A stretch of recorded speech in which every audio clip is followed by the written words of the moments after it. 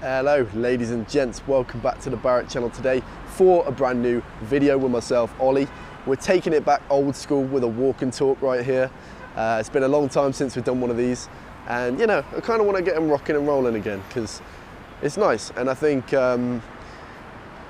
me having a younger perspective and my dad having an older perspective and having been here for much longer, you know, I've been here for 2.5 years now, so I feel like we both have you know, we can share our thoughts and perspective about China, you know, that might be a bit more trusting than some other sources that you may get some China information. Anyway, we are having a little walk around my area, and usually when I do these videos, I tend to go to somewhere that's kind of posh and luxurious, like in the center of the city. But this time I'm going to give you a bit more of a real look of, you know, this is kind of a pretty bog standard street in Shenzhen. This is what most of Shenzhen really looks like, the residential areas anyway.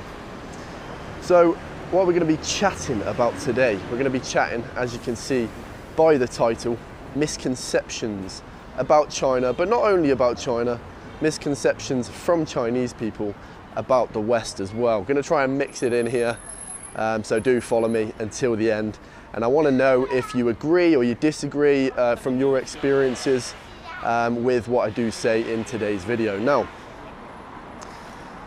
the first one I'm going to hit on is I've spoken to many Chinese people whilst I've been here, you know, some in Chinese, obviously not too in-depth because my Chinese is not good enough to have deep conversations yet.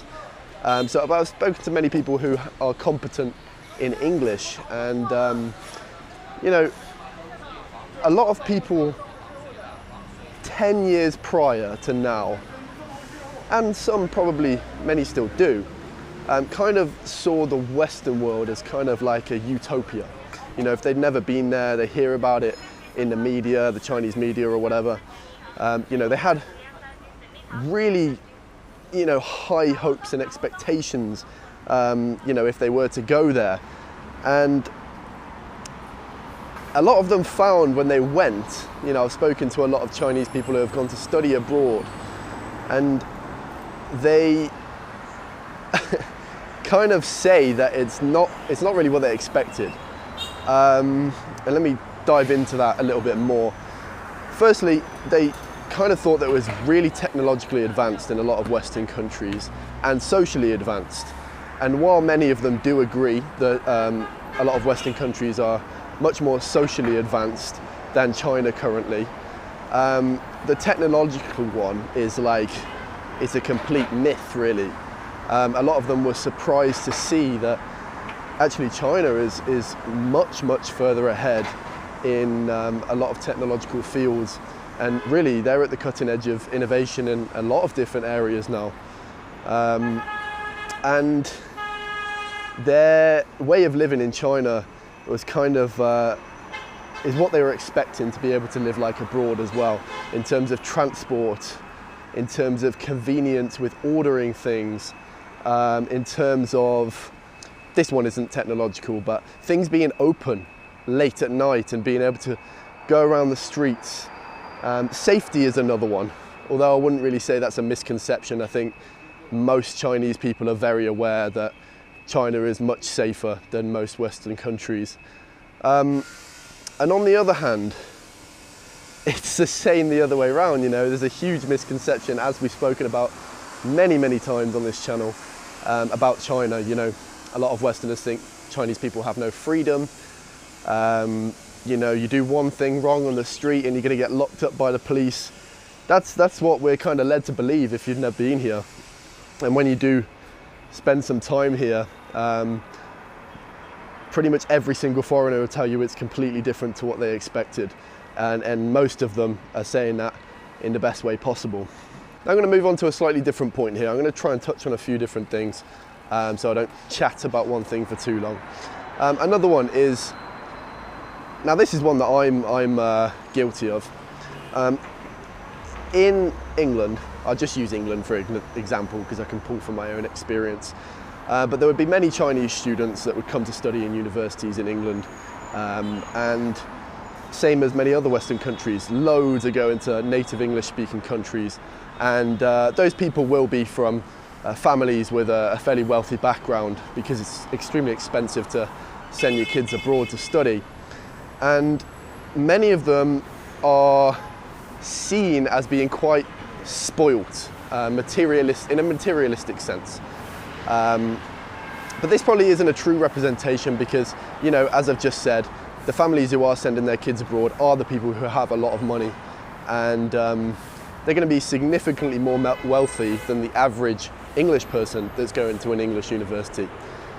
But spoilt is kind of how we would see many of them.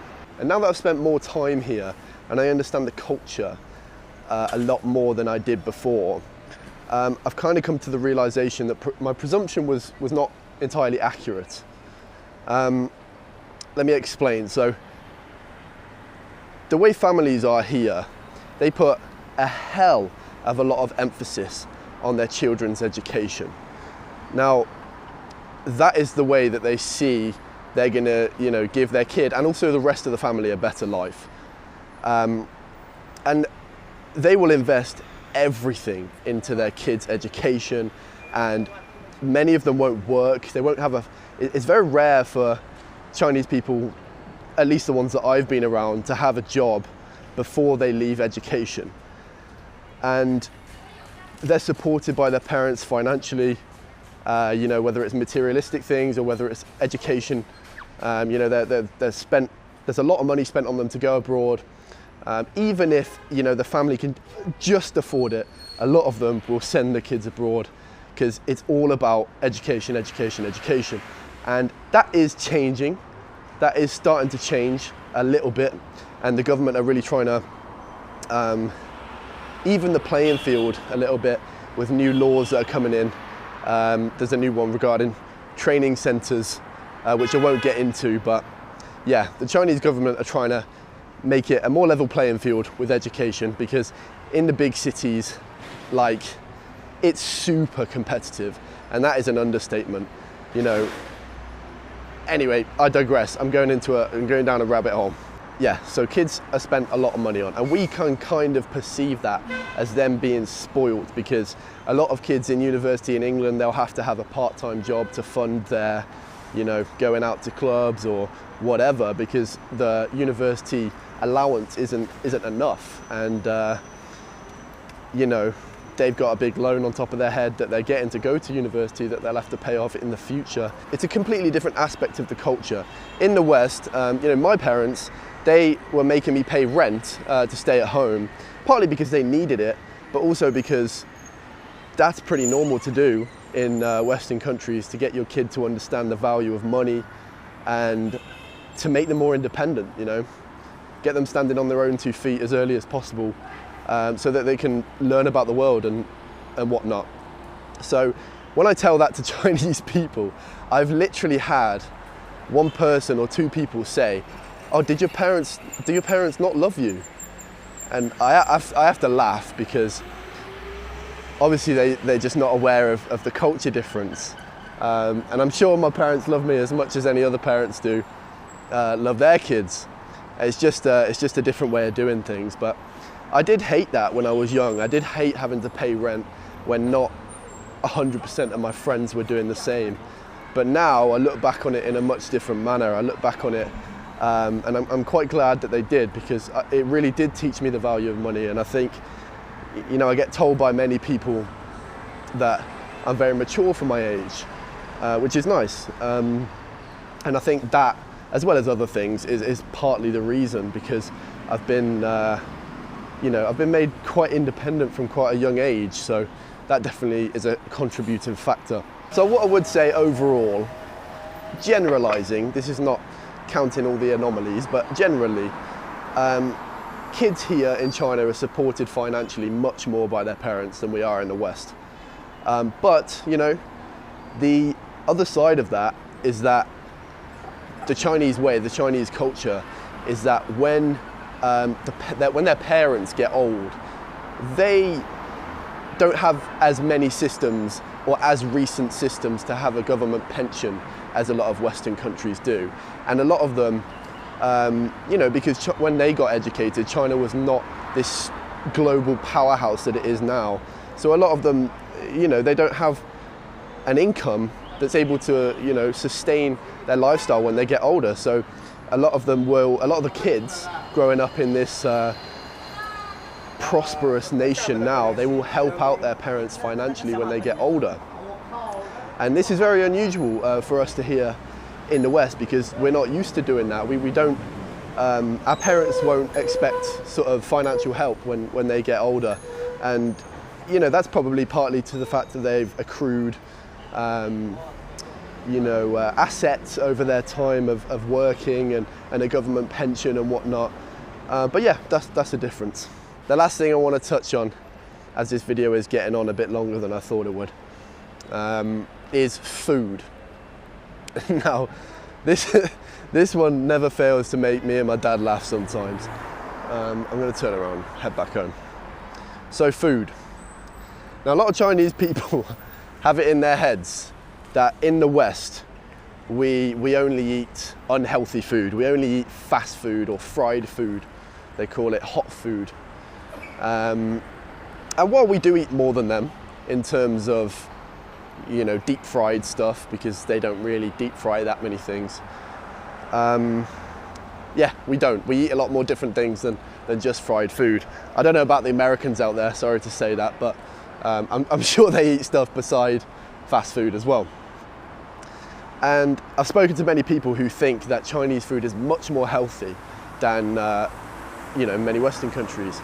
And this is where me and my dad would definitely disagree with many Chinese that do say that, because when I was young, my mum would use very, very little oil and salt when she would cook. And here, my God, and I hear a lot of other foreigners here say the same, there is a lot of salt and oil in the cooking.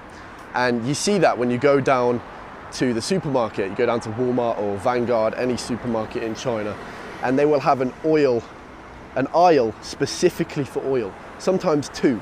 And these bottles are like, you know, bigger than my body.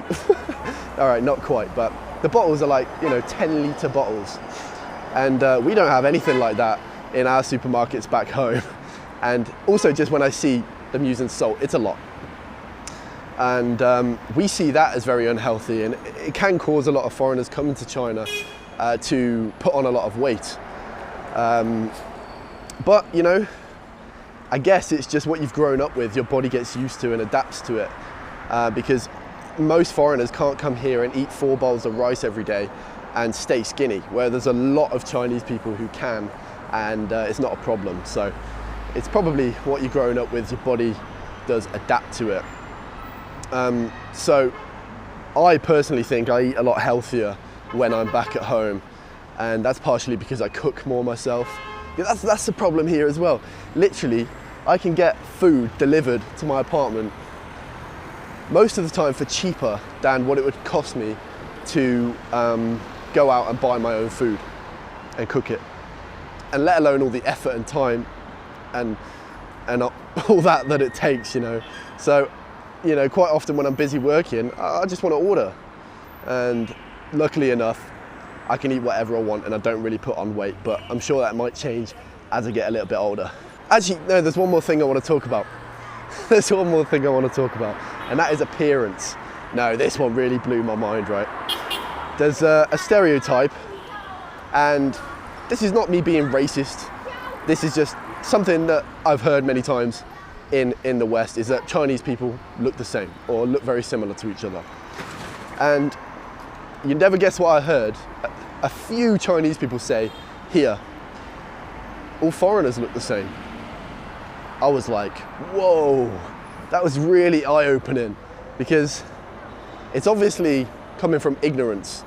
You know, if you've not really spent much time around Chinese people, or Chinese people haven't spent much time around foreigners, then to them, yeah, of course they look the same. But now that I've spent time here, I don't think that at all. The features are very different. And it just takes living in a place to see that, you know, and being familiar with them. So in the West, if we want to describe what someone looks like, we'll say their hair color, eye color, and their height probably, maybe skin tone. Here, they will use like, because hair and eye color, a lot of them is the same, right? So they'll use like height, size of their nose, size of their eyes, and skin color as well probably. So it's just a very different way of describing someone, and I do find that hard to get used to actually. If someone says, oh, what does he look like? I'm like, oh, he's got black hair and yeah, dark eyes. They're like, oh, yeah, that's really helpful. Not. Anyway, I'm rambling on now. This video is getting on, so we'll bring it to a close. If you did enjoy this little walk around, let us know if you want more. Do drop a thumbs up. If you don't agree with anything I've said and you've got your own take on it, please do let us know down in the comments and try and get back to you. Anyway, for now, everybody, take care.